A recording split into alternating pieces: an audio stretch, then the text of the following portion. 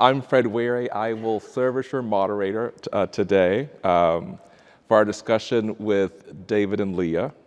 We'll chat for about half an hour or so, and then we'll open the room up for discussion. There are two microphones here at the front. And so we don't have much time, so we're going to just jump right into it. As I read these books, I kept thinking to myself, you know, these people should have known better. And it is a hopeful thought.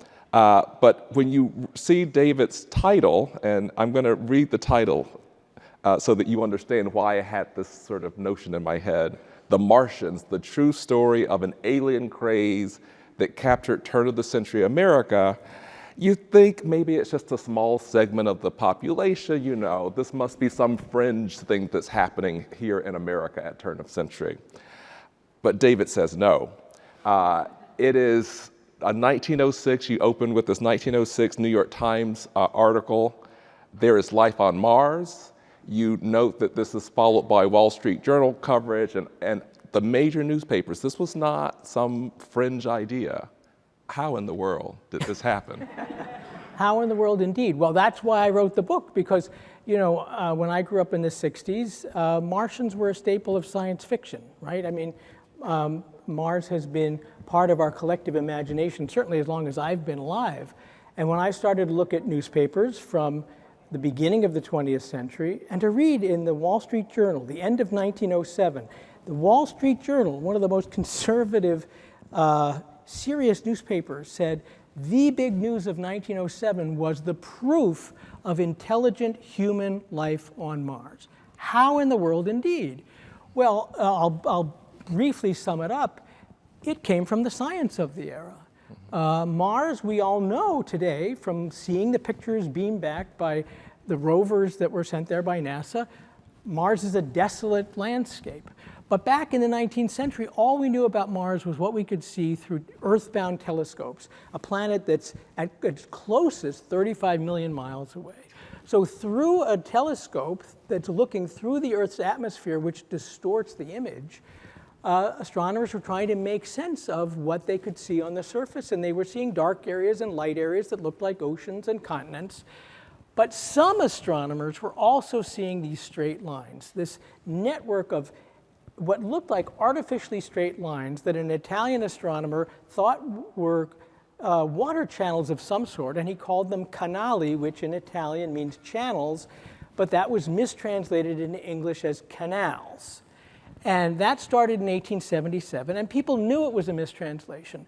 But the main character in my book is an American astronomer named Percival Lowell, who came along in 1894 and said they are canals, not for navigation, but for irrigation. And it was Percival Lowell, who was an erudite, intelligent man, a best-selling author, one of a wealthy man from one of the most respected families in New England, when he established an observatory and came up with a theory that these were irrigation canals.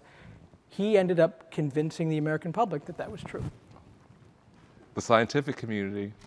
Meanwhile, there are religious communities, Leah, and in Blazing Eye Sees All, there are moments I was kind of reaching for the little hair that I have, because there are people who, they're losing their 401ks, they are investing in this vision of their spiritual guru, and then it's too late, money's gone, lives are upturned. Can you tell us a little bit about at least one of the Mother God? I love her name. And why was she so good at getting people to invest in her vision? I mean, this is a question I was asking as I was writing this book, because I found Amy Carlson, who is the leader of this group, Love Has Won, and called herself Mother God. I found her to be a very uncharismatic person, but that was certainly not the case. There were lots of people who she appealed to. She really started to put herself out there within online New Age circles, specifically talking about astrology and giving, forecasts of what the stars were saying.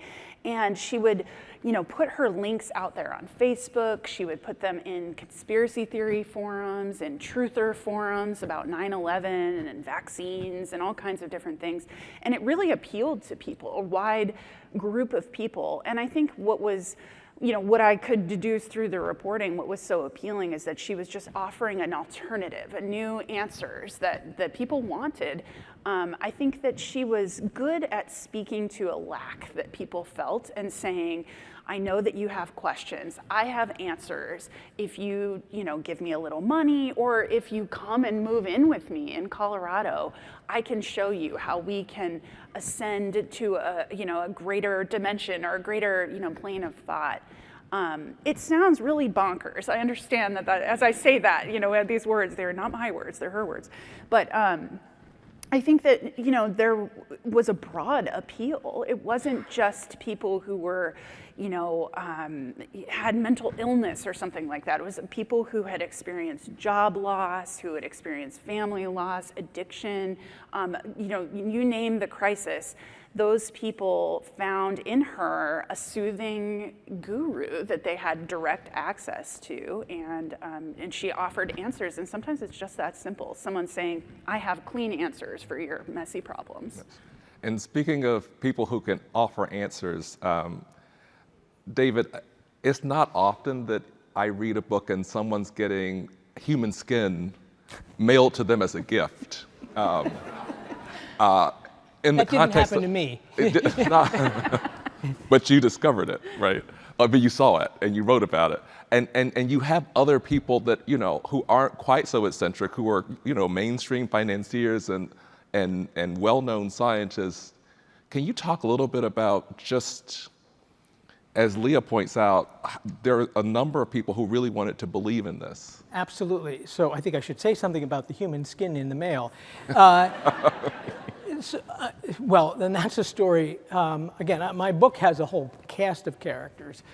Percival Lowell, the American astronomer, is the main character, but he was influenced by a French astronomer named Camille Flammarion, who was kind of, I'm dating myself, but the Carl Sagan of his day. He was a serious scientist, but also a best-selling writer who wrote nonfiction and fiction. He had this mass following of great groupies, really. And one day he received a package in the mail that smelled sort of odd and felt kind of odd. And it was a note from a doctor saying that he had a young woman who was dying of tuberculosis, who made it her last wish that when she died, that the skin from her shoulders be mailed to Camille Flammarion so that he would bind his next book in her leather made from her skin. And I discovered, actually, he had several books bound from human skin. This was a not unknown practice in Victorian times, but this says something about how fanatical people can get. So Camille Flammarion believed in life on Mars. So did Percival Lowell. So did Alexander Graham Bell. And I think this speaks to what Leah was talking about. It's not just about who's selling these ideas, but why do we buy them? And I think Alexander Graham Bell was being swayed by the fact that there were serious folks like Percival Lowell, who was taken seriously. But I think a lot of folks were, Camille Flammarion wasn't just an astronomer. He believed that, in fact, life on Mars might have been the souls of dead humans, that's where we go when we die. And this belief in the afterlife is something we all want to believe, whether we do or not. That was part of his appeal and Lowell's appeal. I think it's interesting that you keep saying, wanted to believe. I think we were talking earlier about that quote from the X-Files, I want to believe. And that was something that came up so much in the reporting of my book, people really having, reality in front of their faces, but truly wanting to believe in something that was extraordinary, or that they had some kind of personal power, or that their guru contained some knowledge. I think that that's a very American thing. It's something that, has been through our history. It's just really wanting to believe something is true. And speaking of our history of belief, we have a tradition of religious freedom. And so as I'm reading these New Age gurus, and you have people who are, maybe they're exercising free will, maybe they're victims of fraud. How do you know?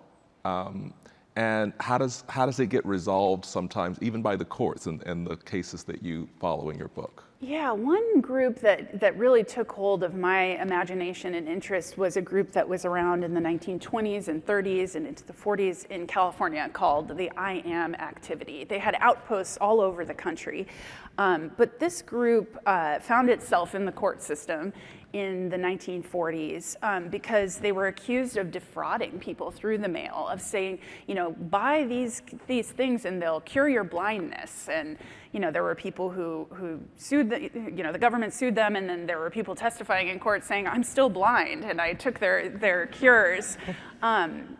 That landed in the Supreme Court in 1944.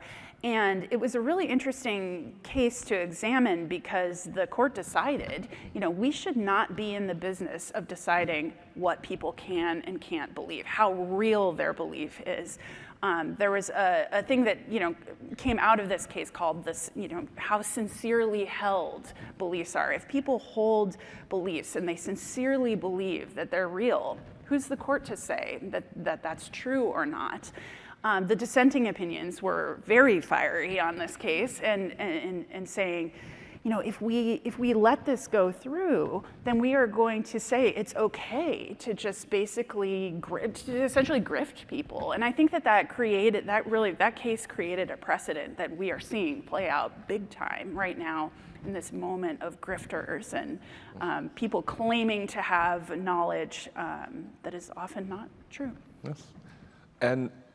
But we can see that happening in religious communities, and you can say, oh, I understand how that can happen. There's freedom of religion. People believe what they want to believe. Scientists, wait a minute.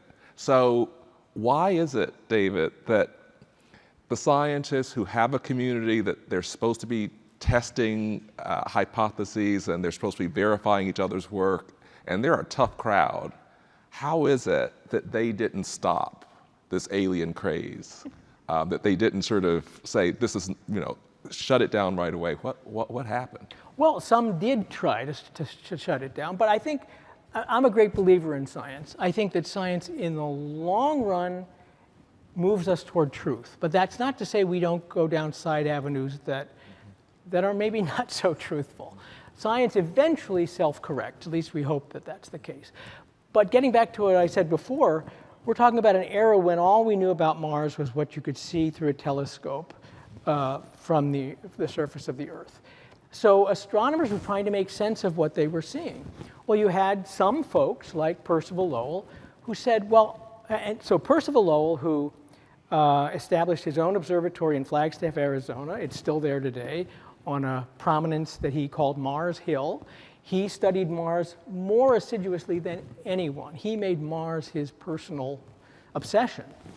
So when he, after studying Mars night after night, whenever Mars made its close approach for years, and he drew these elaborate maps of Mars, and in these maps showed a network of fine straight lines that intersected at places where there were these circles, and he said the lines were the irrigation canals and the circles were the cities. You had other astronomers who were looking at Mars and said, I don't see that. I don't see all those lines. I don't see those cities. But they weren't studying Mars all the time. So Percival Lowell could say, well, you're not studying it well enough. Your eyesight isn't good enough. Your telescope isn't good enough. You didn't situate your observatory under an atmosphere that's steady enough where you could see the surface of Mars. It's hard to prove a negative. And I think this is true in Leah's book as well. When someone says that they're speaking to angels or to some long-lost soul, and someone else says, well, I'm not speaking to them, you can say, well, you don't have the gift. And that's really what Percival Lowell was saying. So there were plenty of scientists who were against him, but he was a very good salesman. He was a popular speaker, a best-selling author, and so he started to bring the public along with him, even as many in the scientific community disagreed with him. And this helps me understand better what we do when we really want to believe something. And because across the two books, everyone's thinking about something that goes well beyond the human experience. An experience with the Martians, with the divine.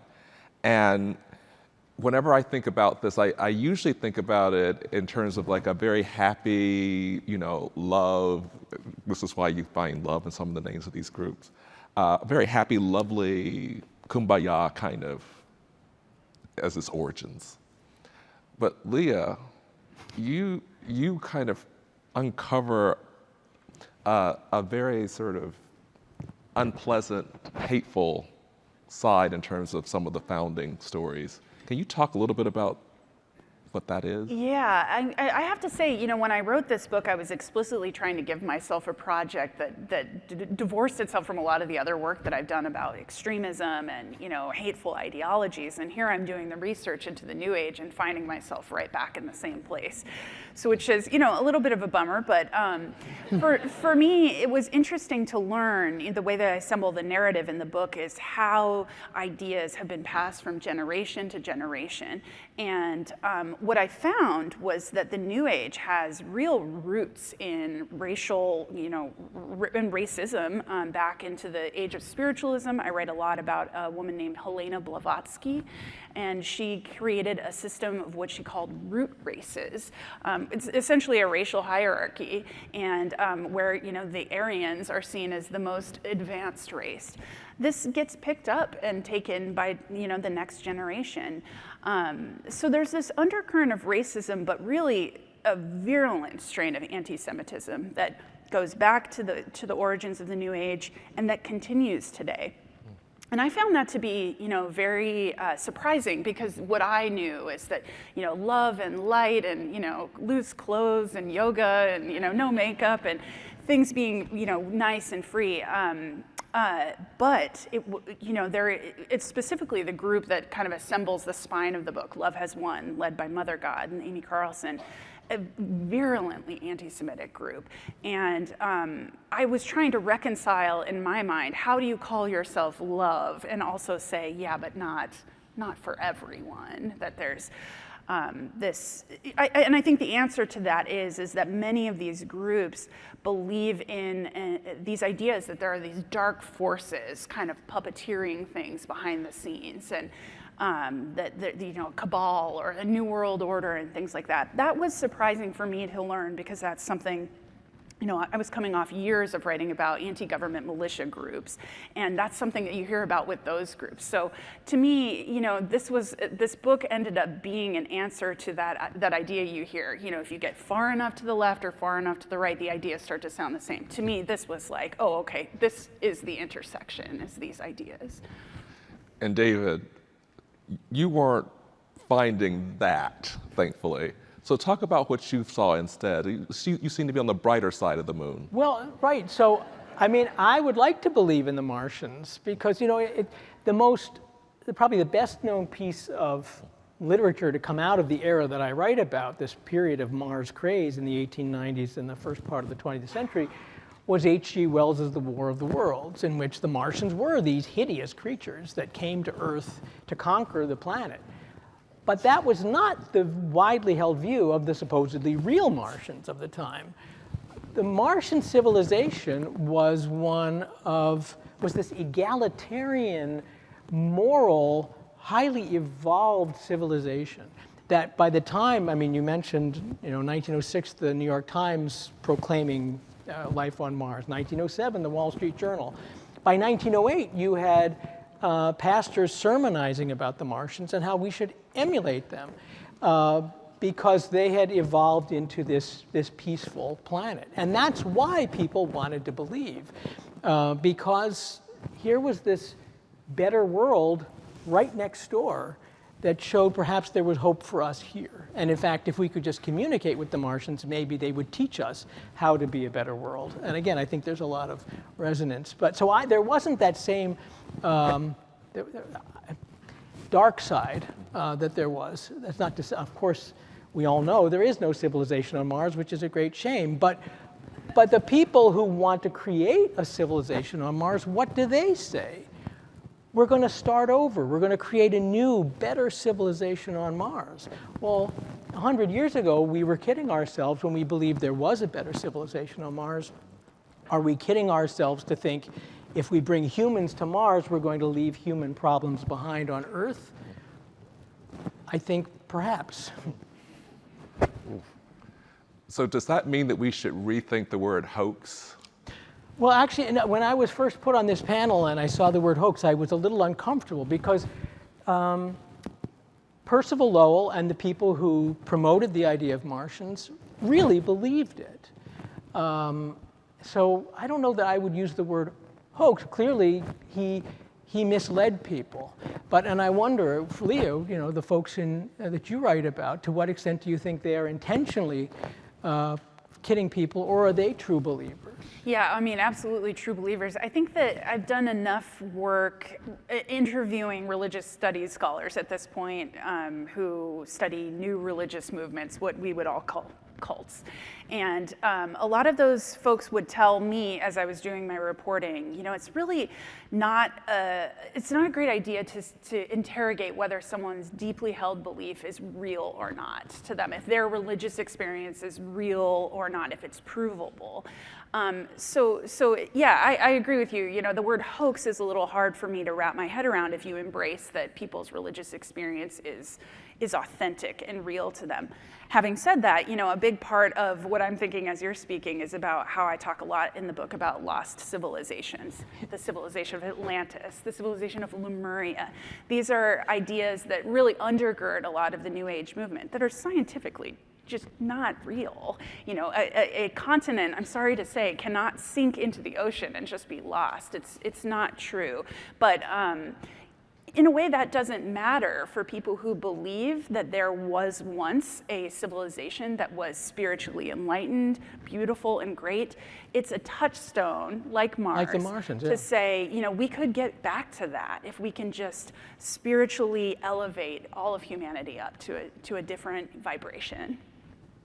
Yeah, I mean, until I read your book, I never heard of Lemuria, this supposedly lost continent, but it has a lot of resonance with the ideas about Mars. And it also was from the 19th century. Right, yeah. And these ideas even are so fascinating to me, how this idea of Lemuria being this lost civilization where everything was once great, you know, that idea can be taken from generation to generation and just tweaked a little bit to fit the belief system or fit the you know, ideas that someone is pushing, and say, well, just look at Lemuria. You know, that's where people had a third eye and they could you know, see things a little differently.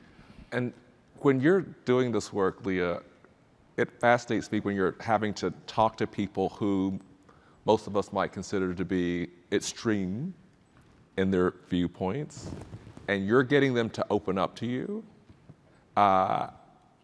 That's not easy to do. And sometimes, you know, you're knocking on doors that get slammed. So can you talk a little bit about how you did the research for this book? Yeah, I mean, it was difficult in a lot of ways because you're really having to, I mean, I think the key to reporting on extremism is to arrive without judgment, and you're trying to understand, you know, these are really people's beliefs, so you have to really, you know, kind of put your own aside and ask why they believe what they believe. This did present a lot of, you know, very interesting and difficult interviews. I'm thinking specifically of one person that I spoke to who became a follower of Love Has Won and said, you know, I was appealed to them because they were anti-Semites and so am I. And so that was part of the selling point. You know, that was one of those interviews where it's like, oh, wow, okay, you're really telling me that. But, you know, you see, like, I'm going to write it down. I'm a journalist.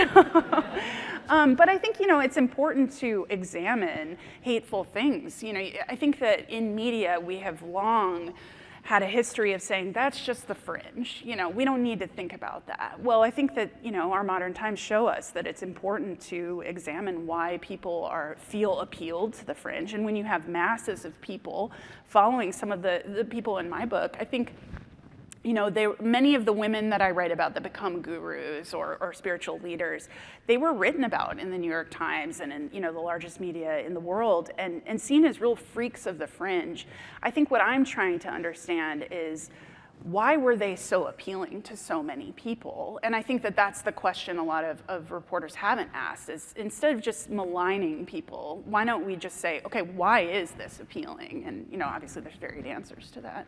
And I'm also thinking now, too, that talking to the living is very different than communing with the dead, which is exactly what David does in the archives.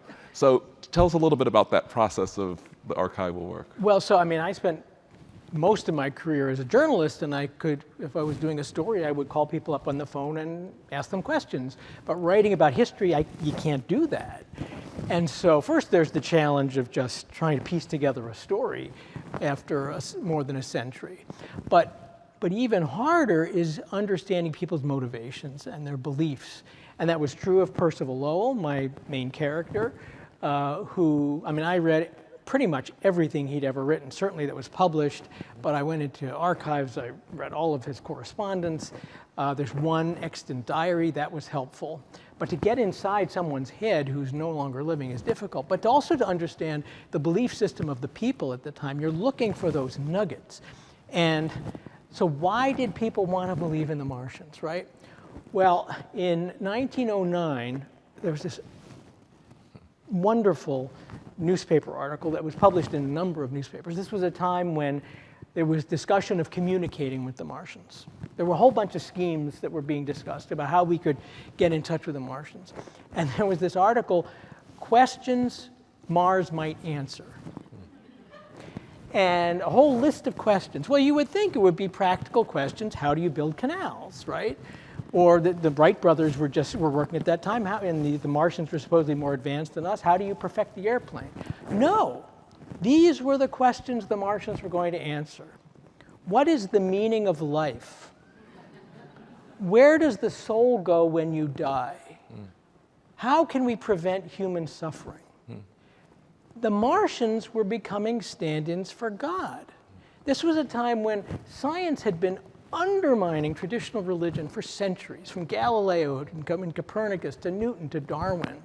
And here you had science, well, I'll put that in quotes, but Percival Lowell, an astronomer, who was giving people back these supernatural beings, these advanced beings, who as soon as we get in touch with them, they're going to answer life's deepest mysteries. And that really clicked for me about why the public so wanted to believe in the Martians.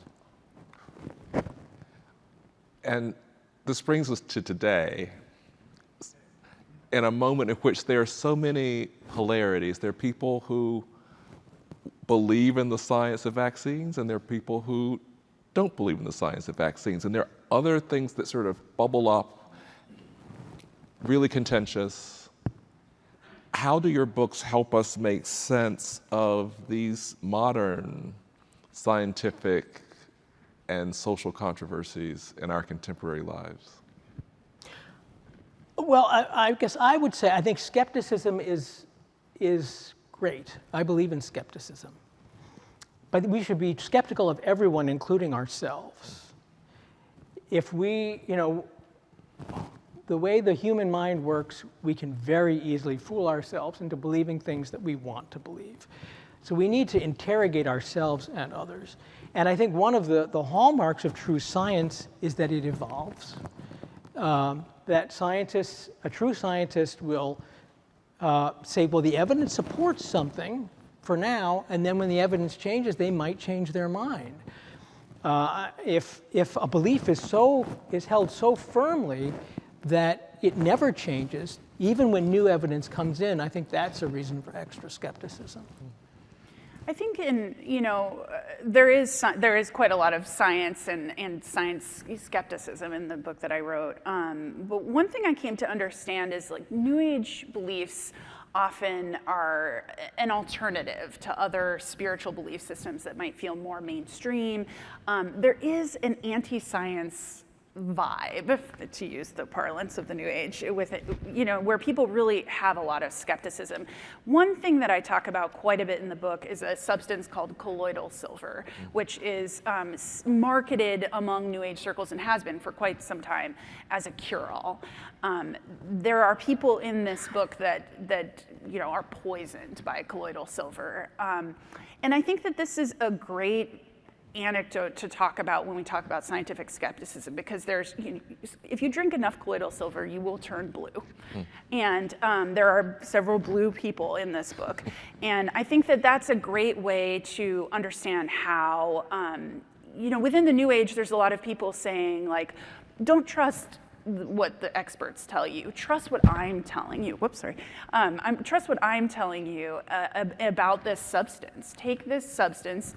Don't go to the hospital. Don't go to doctors. This will cure you. That goes very, very poorly for people in this book. So I think that mostly I was concerned with the ways that personal anecdotes can be very powerful for people. Well, my aunt or my mother says, this will cure you, so just listen to me. I think that that's fine on a personal level, right? We all have a great aunt or a great mom that gives us great advice.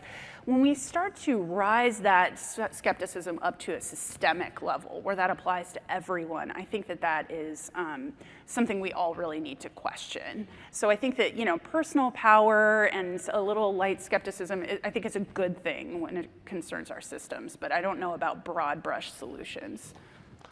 And speaking of questioning, you get to do it now. So there are 2 microphones here. I will point to you and have you ask your question. Please try to be economical in your questions so that everyone can have a say. And I'll go sort of left, right, kind of. So first here. Question for Leah. In the 1990s, I had the opportunity to have dinner several times with Claire Prophet, who is the leader of the Church Universal and Triumphant in Gardner, Montana. They preached that nuclear Armageddon was coming. The thing that struck me about spending time with her was we had dinner at her home, which was quite opulent. It was on a big ranch in Montana. And I'm curious, the financial element, it sounds like some of the people you talked with are essentially grifting. How do they justify this idea that they get financial benefit from this whole system? Well, I'm delighted to hear that you met Elizabeth Clare Prophet. She takes up a big real estate in this book and is a fascinating person to me.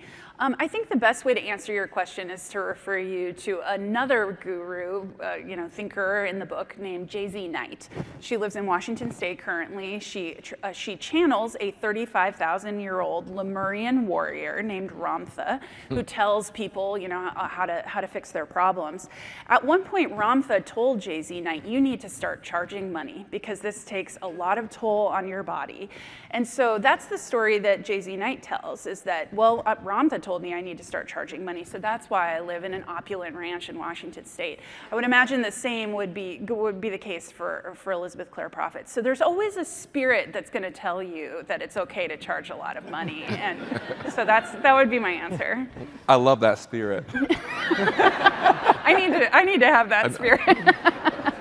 Yeah. No, I think it's fascinating that we talk about these crazy fringe beliefs that some odd group believe in, but aren't we the fringe? I mean, most people believe in ancient texts and supernatural beings and ghosts and angels, and really that's the mainstream belief. The people who question that kind of are the fringe, right?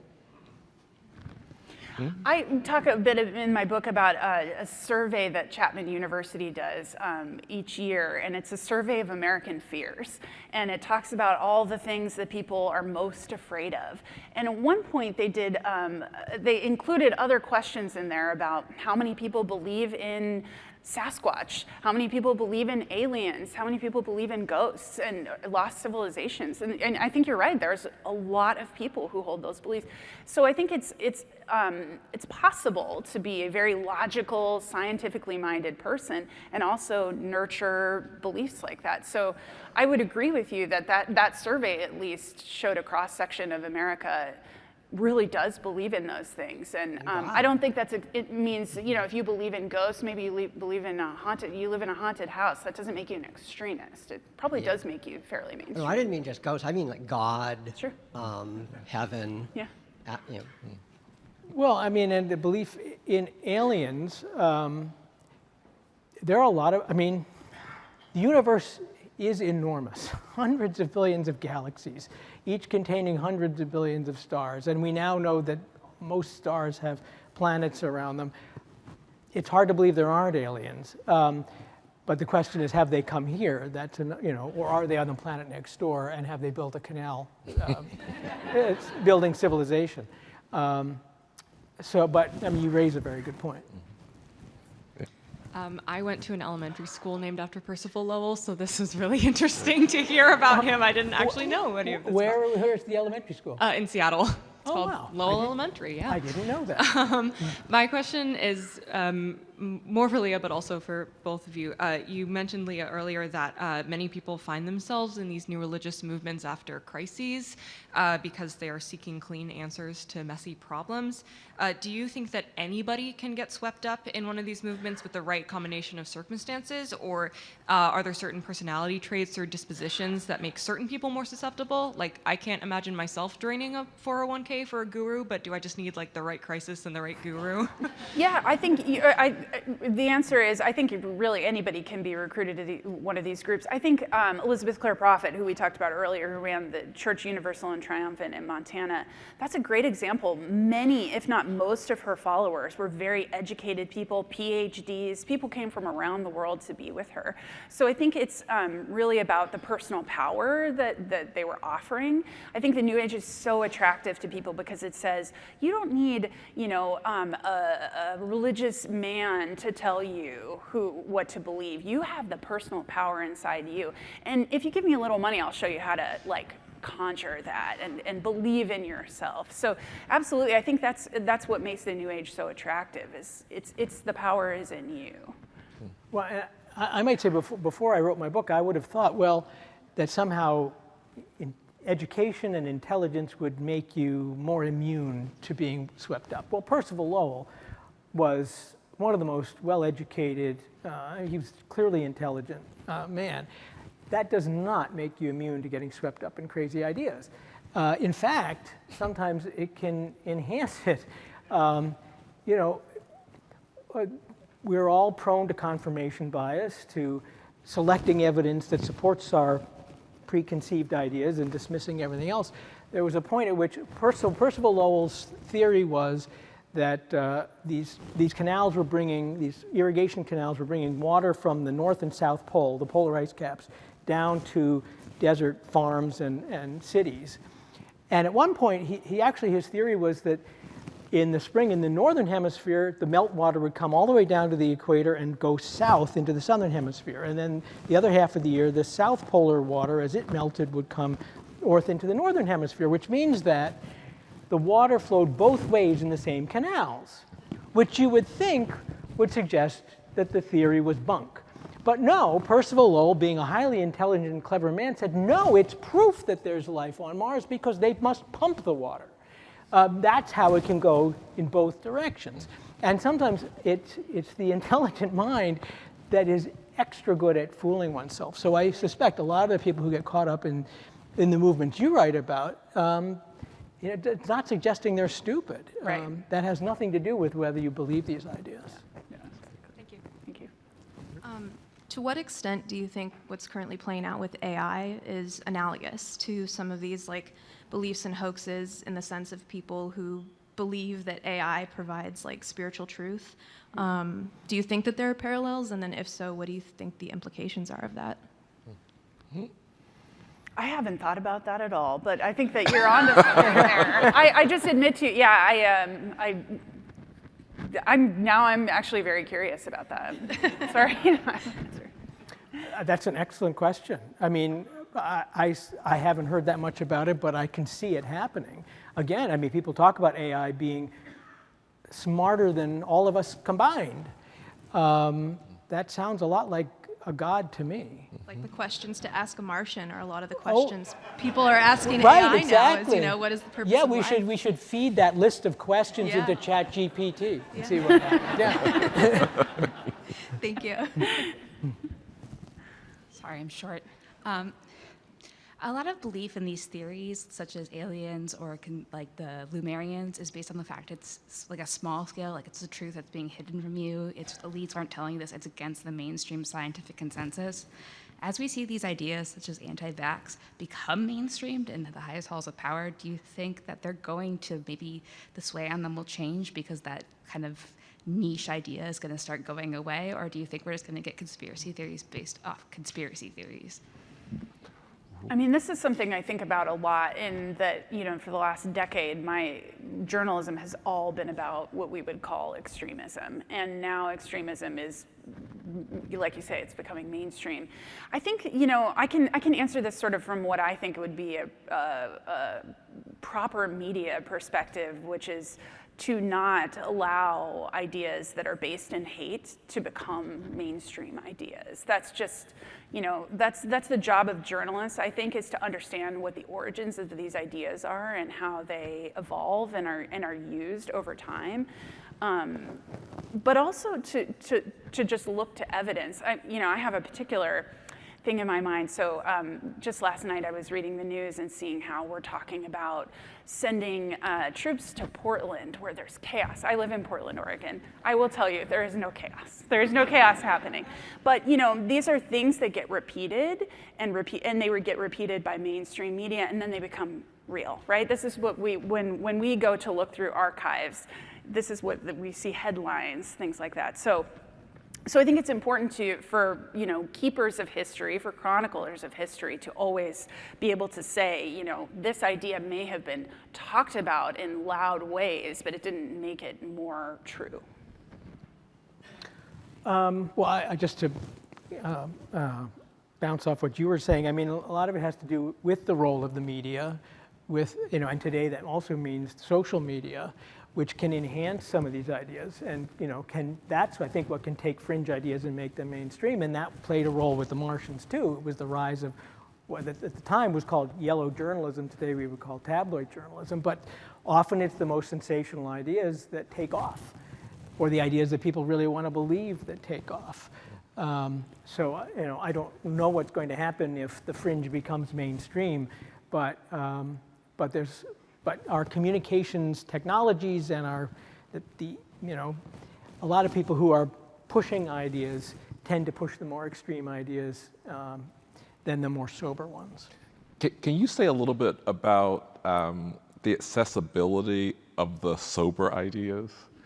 Because I sit on a campus. I'm not a natural scientist, but I have lots of natural scientist friends, and as they talk about things that are very exciting for them, it's a slow burn excitement, and so you would have to have been in those debates, and you would have to have been really deep in that literature to understand that this is something that takes 5, 7, 10 years to figure out. And meanwhile, we're in a social media environment in which you're getting like quick, exciting ideas. So how do we see the scientific community being able to kind of hold, it holds, thankfully, but hold in a way that the public understands what it's holding? Well, I mean, I've been a science journalist for 40 years, and I find, getting people to pay attention to scientific ideas, you have to go where people's minds are. We all care much more about human stories than anything else. And I think scientists have to be good at communicating in a way to keep the public's attention. I mean, now I've written a book about Martians because, that is a compelling idea. But I'm hoping that even writing about something that some would see as sensationalistic, it's an avenue for me to unearth serious ideas, but in a context that's more palatable, more interesting to a broader public. And I think one of the things that scientists should probably be learning when they're getting their PhDs is how to communicate better. It's very hard to communicate the truth, which can be boring, against sensationalistic ideas that aren't true but get the people's attention. So we interrogated the word hoax, but Leah, you raised the other word in the panel title, which is American. So I'd like to hear from both of you if you feel the phenomena you're writing about are culturally American in a specific way.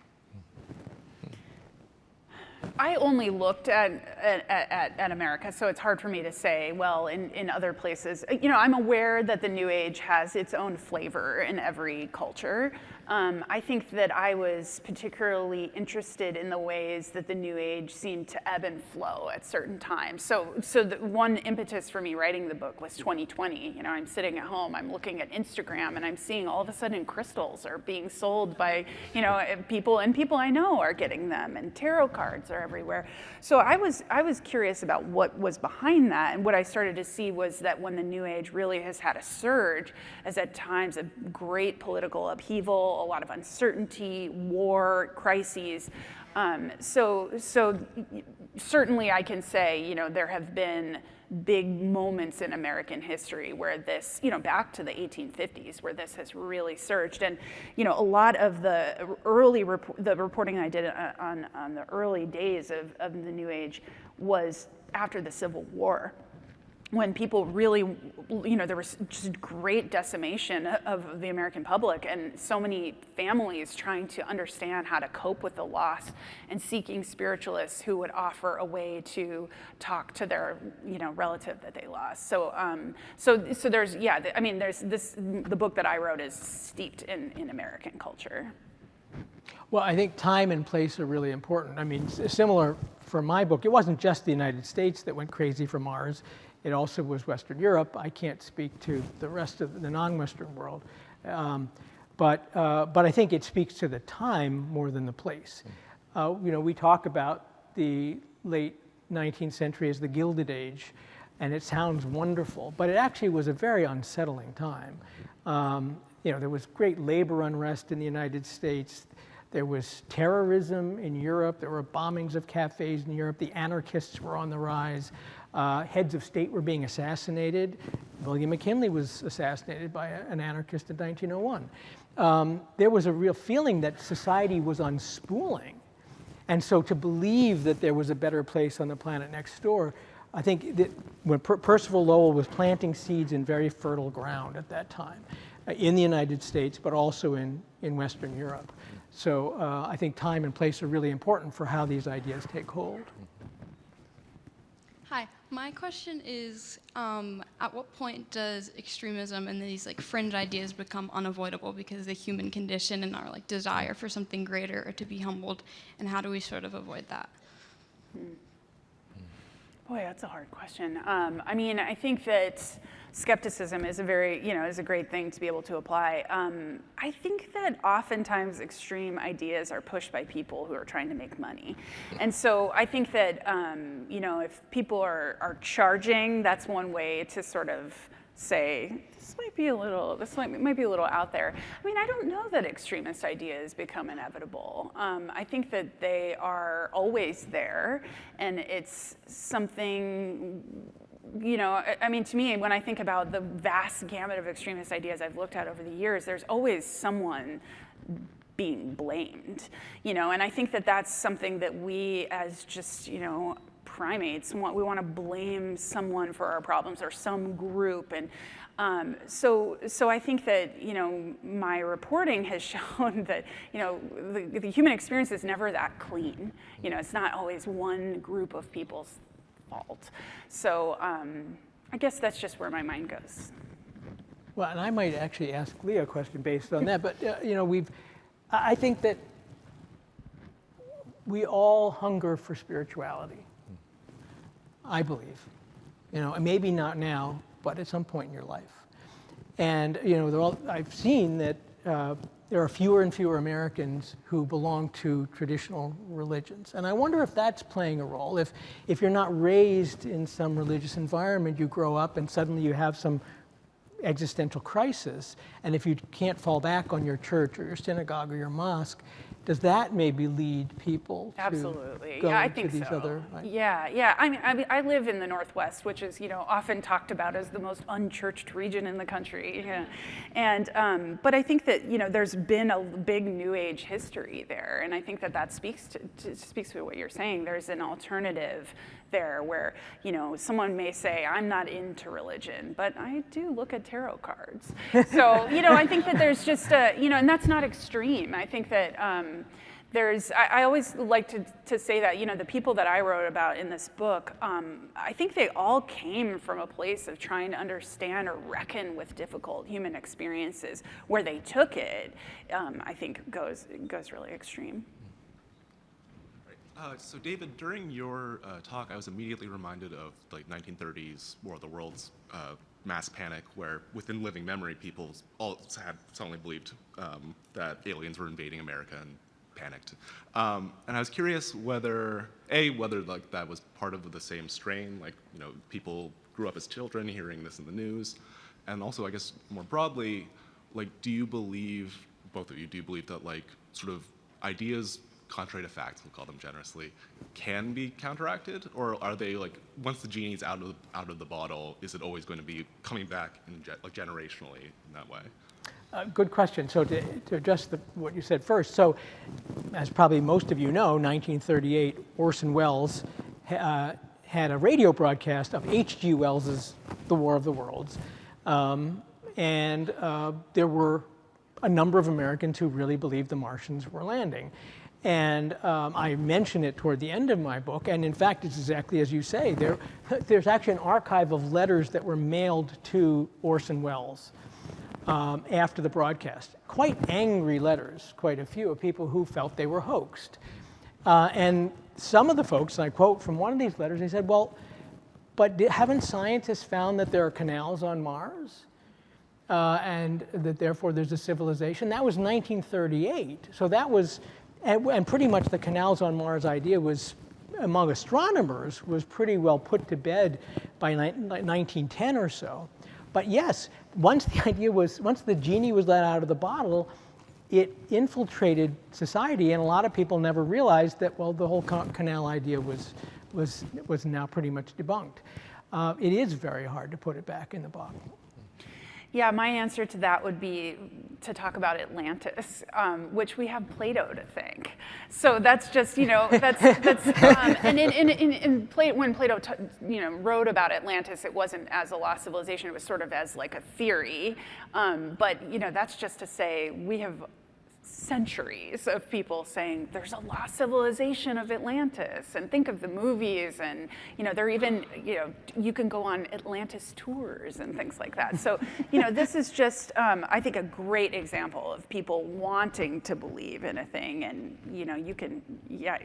the public doesn't always know, oh, okay, actually a continent can't sink into the ocean, because they want to believe that there's something greater out there. Yes, only San Francisco can sink. So here. I'm interested in the tension between the skepticism that you mentioned, Leah, and the need for humans to construct a belief system to navigate the world. We're at the end of photography as a method of proof due to the quality of artificial intelligence. How do you nurture a healthy skepticism? I also find myself wondering if during your research you ever found yourself questioning your own belief system.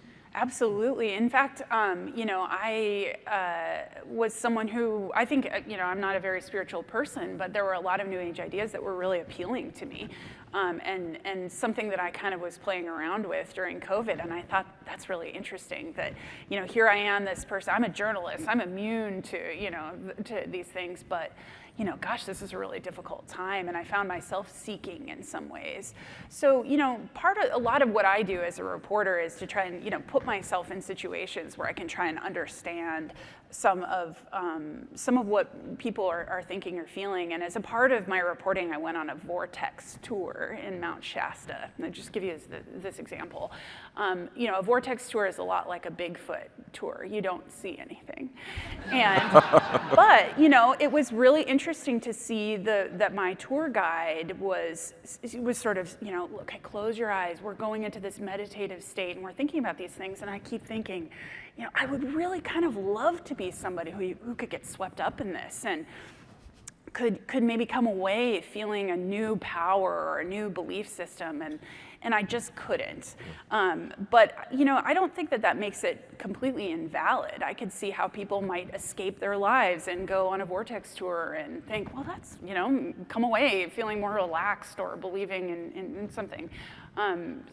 I guess that's just how I would answer that, is that I often try to believe. It doesn't always work out for me. And in our last minute and a half, we have our last question. Thank you so much. Thank you for being here.